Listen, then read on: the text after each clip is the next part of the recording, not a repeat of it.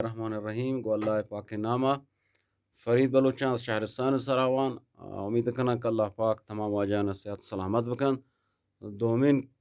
کے جلسه آموزش حمید در مورد سرود بنیاد سرود الفبای موسیقی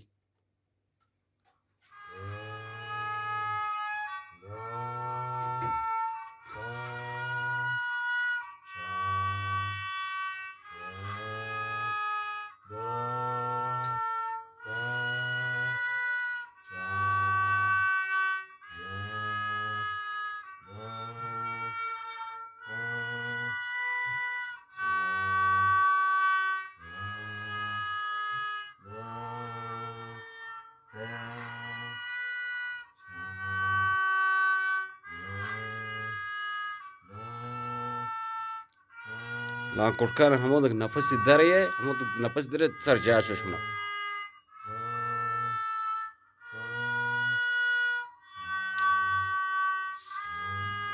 لان کرکان سر سی محکم مگر چو حالت لیزش بده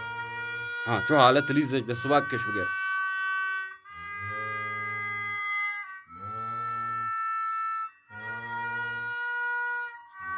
ماشاءالله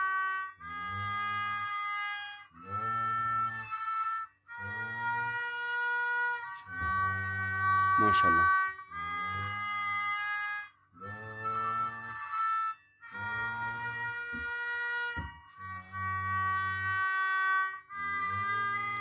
مقصد هنگا گشتر کن کشی کشی کشی سه چار یک دو سه چار تا کمانچه عجله مکن آهسته بکش آهسته بکش